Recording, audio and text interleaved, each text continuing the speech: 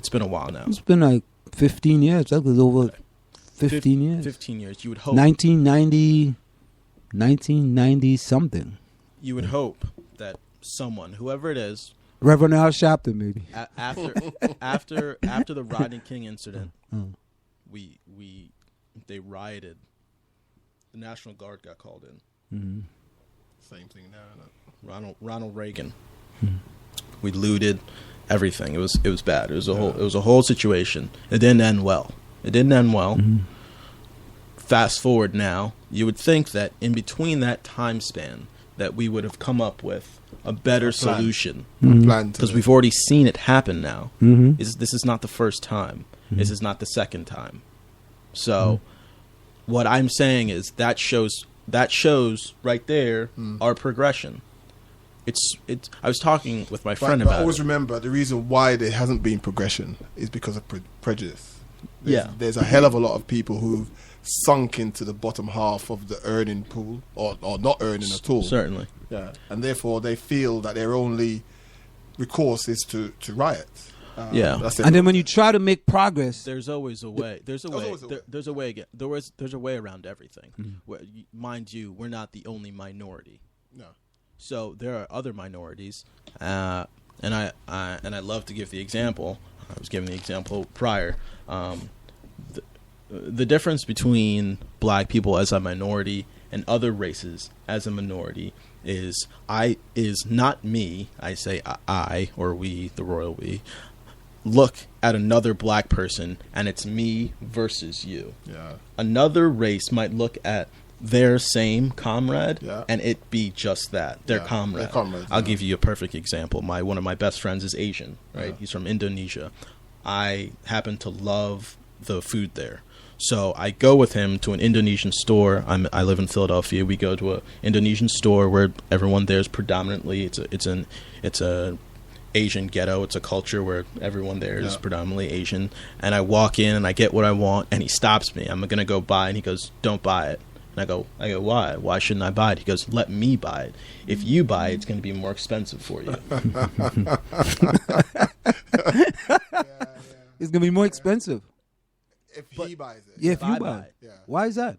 Because he's going to charge him less than he would charge me. Yeah. Because he's of the same race as him. Okay. They both speak the same language. Yeah. It didn't strike me as something that was, oh, well, that's racist. Yeah. No, not necessarily. Yeah. I mean, at its core, it has to do with race. Yeah. But what I took from that is that's one person of a certain race helping another of their same race. Yeah.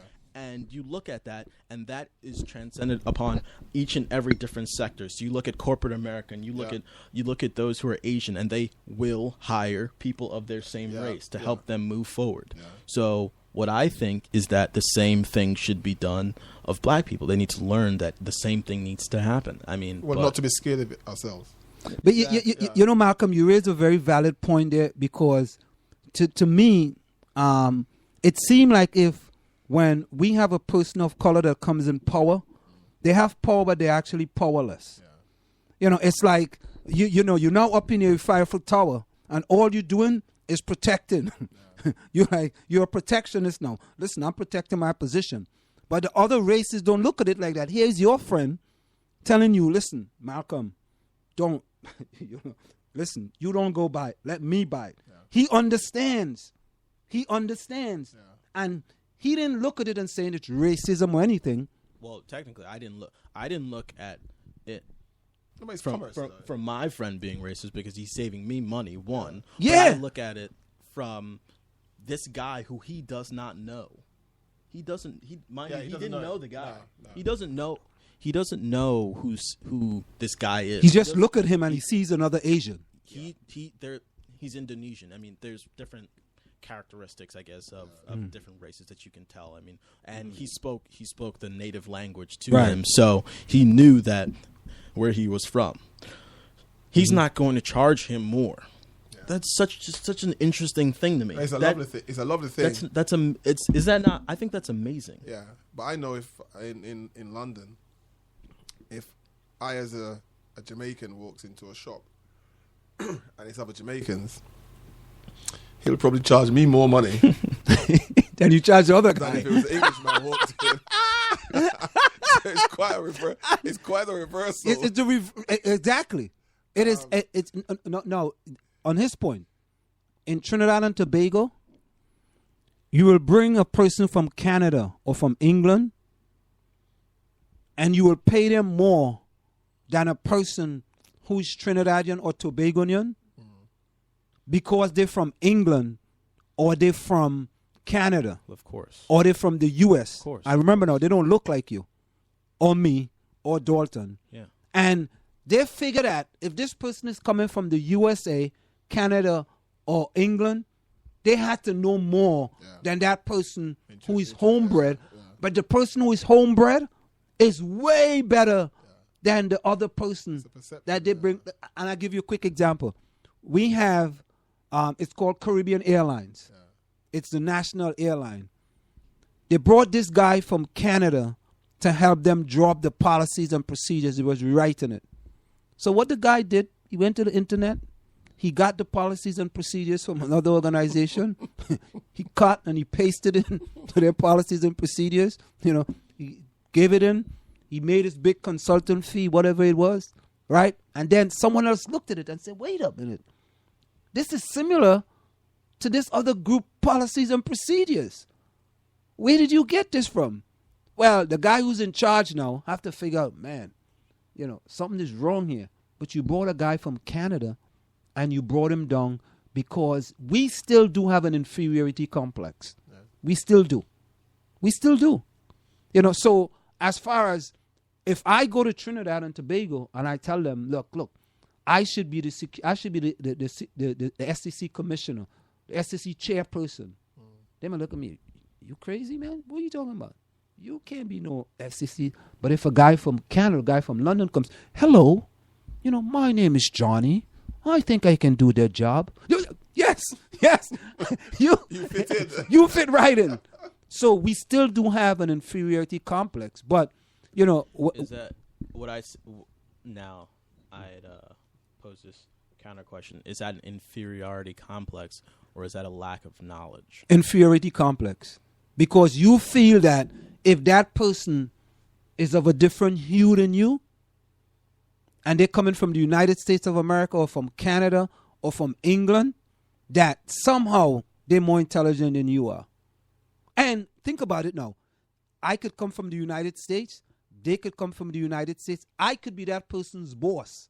And when we go to Trinidad and Tobago, they may think somehow that guy have to be more intelligent than you are. So then what about the American dream during the Industrial Revolution when everyone was coming around the time that, Industrial Revolution, it was around the time that everyone was coming to America with hopes and dreams of becoming rich and famous and all of that good stuff. What about that?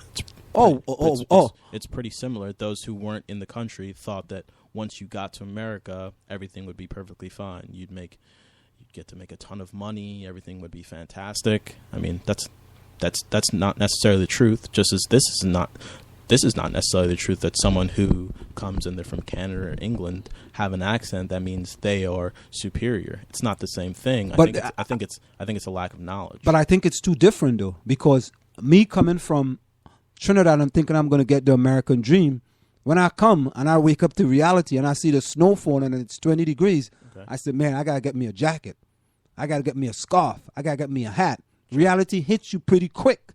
And I can't do like I do in Trinidad. I can't work 2 hours a day and get 8 hours pay.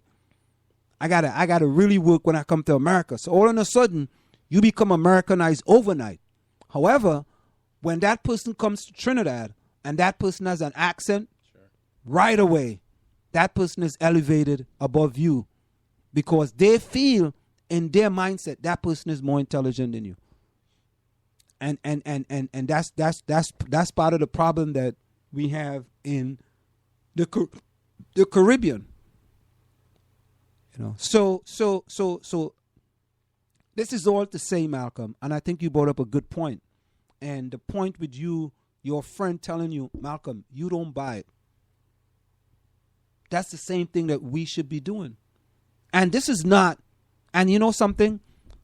I said this before. I said, not because I'm pro-black, mean to say I'm anti-white. Because people think, because if you advocate for your race, somehow you anti-Asian or you anti-Hispanic, or you anti-something else. You're not anti-anything else. Because if you are white, right, and you are for your race, doesn't mean to say that you are anti-black. Right? Okay. Yeah. If you are promoting your race because that's what you want to do and you think that's best for your race to move forward, nothing is wrong with that. But if I'm doing the same thing, don't tell me that I'm anti-something. Yeah.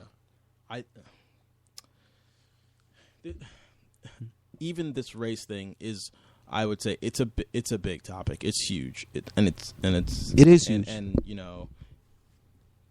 it's bigger now because the media is blowing it up again. Yeah. Right?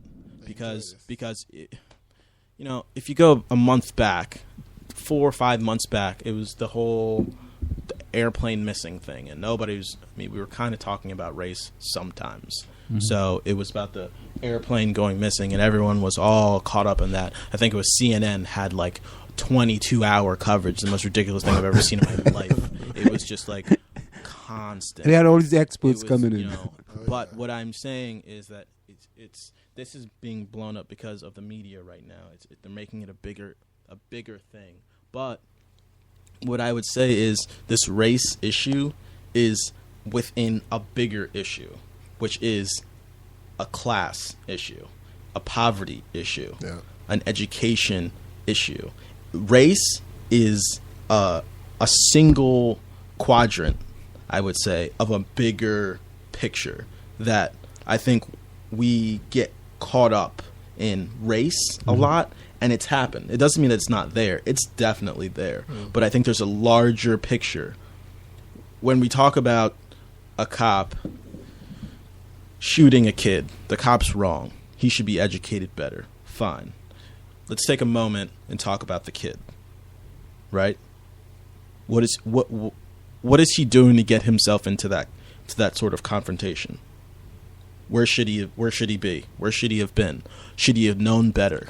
What questions can we ask of him possibly? Malcolm, then you telling the kids that I shouldn't go certain places then. You're telling me I should restrict my movement because of the possibilities of what can happen. No. That's not what I'm saying. I'm saying that it's all interconnected.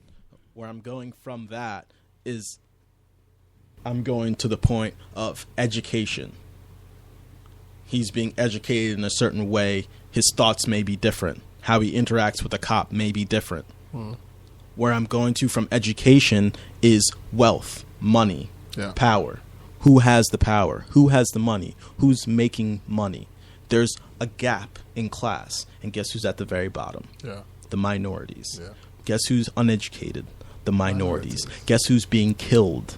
The minorities. Guess who's not making the right decisions? The minorities. And the gap in class is not getting any smaller. It's getting bigger.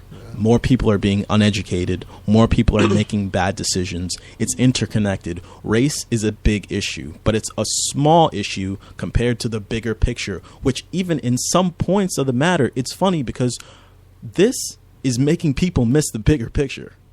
This is making people miss the bigger picture. Because there's a bigger picture here, okay? Race is very important, but if you don't break down other barriers, it's never gonna change.